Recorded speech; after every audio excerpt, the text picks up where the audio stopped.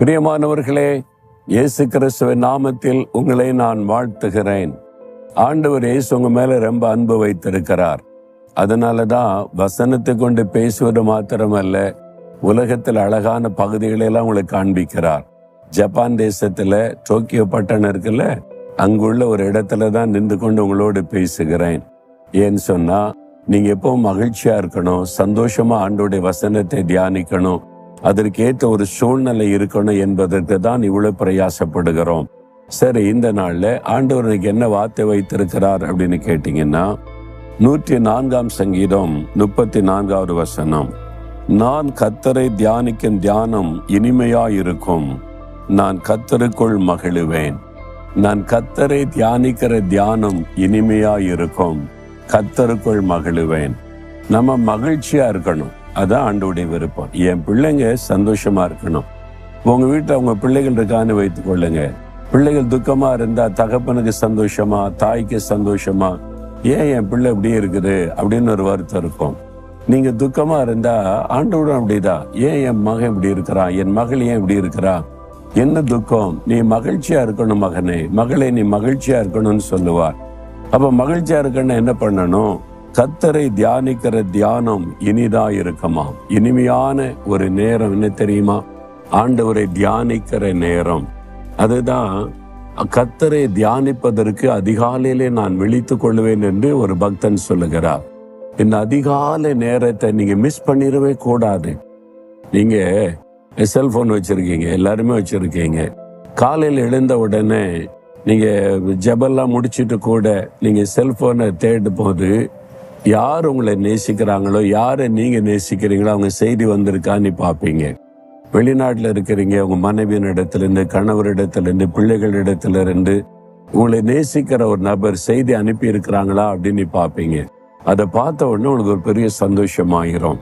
அந்த நாள் முழுவதும் எனக்கு ஆமா என்னை நேசிக்கிற அவங்க எனக்கு செய்தி அனுப்பிட்டாங்க, ஒரு பெரிய சந்தோஷமான மகிழ்ச்சி வந்துடும். அப்படிதானே?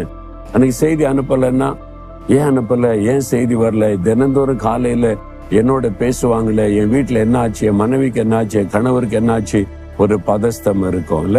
அது ரொம்ப ரொம்ப நேசிக்கிற ஒரு அளவில்லாத அன்பு கூறுகிற ஒருவரிடத்துல இருந்து, உங்க ஃப்ரெண்டா இருக்கலாம், ஒரு சிநேகிதியா இருக்கலாம், செய்தி வரலன்னா உங்களுக்குள்ள ஒரு பதஸ்தம் உண்டாயிரும். ஏன் செய்தி வரல என்பதாக. அதே சமயத்துல காலையில ஒரு செய்தி அனுப்பிட்டா ரொம்ப மனசுக்கு சந்தோஷமாயிரும். அதே மாதிரிதான் நம்முடைய ஆத்ம நேசர் இயேசு, அதாவது லவர் ஆஃப் அவர் சோல், அவர் தான் நம்முடைய ஆத்ம நேசர், அவர் தான் நேசிக்கப்படத்தக்கவர். காலையில எழும்பி அவர்கிட்ட இருந்து ஒரு செய்தியை கேட்க வரைக்கும் உங்களுடைய உள்ளத்துல இனிமே வராது. ஒரு செய்தியை கேட்டுட்டுன்னு வைங்களேன், உங்களுடைய உள்ளத்துல அவ்வளோ சந்தோஷம் வந்துடும். இதுதான் ஒரு அனுபவம்.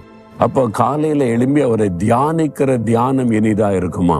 நிறைய பேர் காலையில ஜெபம் அதெல்லாம் ரொம்ப கஷ்டம்னு நினைக்கிறாங்க. நீங்க சரியா ஜெபத்தை புரிந்து கொண்டீங்கன்னா, ஜெபம் ஒரு இனிமையான ஒரு அனுபவம். அவரை தியானிக்கிற தியானம் இனிமையா இருக்குமா. ஸ்வீட் ஜீசஸ், அவர் ரொம்ப ஸ்வீட்டா இருக்கும் அவருடைய பிரசன்னம். காலையில எழும்பி நான் என்ன பண்ணுவேன்னா, அவருடைய பாத்துல உட்கார்ந்து அவரை தியானிப்பது, அவருடைய அன்பு எப்படிப்பட்டதுன்னு தியானிக்கிறாரு. அவர் எனக்காக செய்த தியாகம், சிலுவையிலப்பட்ட பாடுகளை தியானிப்பது, அவருடைய வல்லமையை தியானிப்பது, எனக்கு செய்த நன்மைகளை நினைத்து அதெல்லாம் தியானித்து பார்ப்பது, அவருடைய கிரியைகளை தியானிப்பது.